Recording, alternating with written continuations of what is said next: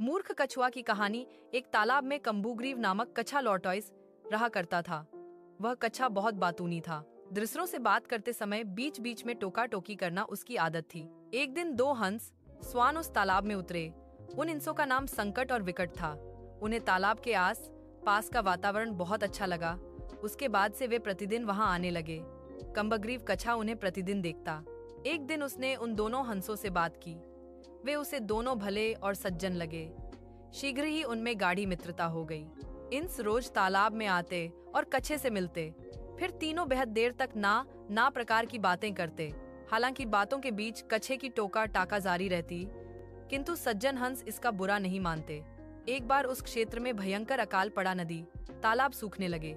वह तालाब भी सूखने लगा जहाँ कछा रहता था। एक शाम जब हंस उससे मिलने आए तो उसे बताया कि वे दोनों वह स्थान छोड़कर 50 कोस दूर स्थित एक अन्य झील पर जा रहे हैं जो पानी से लबालब है। यह सुनकर कछुआ दुरहकी हो गया और आंखों में आंसू भरकर बोला, मित्रों, कुछ ही दिनों में ये तालाब सरक जाएगा। मेरा मरण तो निश्चित है कि तू इस बात से अधिक दहक मुझे इस बात का है कि अपनी अंतिम घड़ी में मैं अपने परम मित्रों को देख नहीं पाऊंगा। कछे की इस बात पर दोनों हंस उदास हो गए। उन्हें कछे से सहानुभूति थी। वे बोले, मित्र कम्बुग्रीव, हम तुम्हें यहाँ अकेले छोड़कर नहीं जाएंगे। हम तुम्हें भी अपने साथ ले जाएंगे। और उसे अपने साथ ले जाने का उपाय सोचने लगे। सोचते सोचते उन्हें एक उपाय सज ही गया और वे प्रसन्न हो गए। उन्होंने तय किया कि वे बांस की एक लकड़ी लेकर आएंगे। कछा उस लकड़ी के मध्य भाग को अपने मुंह से पकड़ेगा और वे दोनों उस लकड़ी के एक एक सिरे को अपनी चोंच में दबा लेंगे। इस तरह वे कछे को लेकर उड़ते हुए उस छाल तक पहुंच जाएंगे। कछा भी यह उपाय सुनकर प्रसन्न हुआ। अगले दिन हंस लकड़ी लेकर कछुए के पास आए और उसे लकड़ी के मध्य भाग को मुंह से पकड़ने को कहा। हंस कछुए की बातूनी आदत से भली भांति परिचित थे, इसलिए उन्होंने उसे समझाया कि जब तक वे डल तक नहीं पहुंच जाते उसे मौन रहना है, अन्यथा वह नीचे गिर पड़ेगा। कछुए ने उन्हें आश्वासन दिया।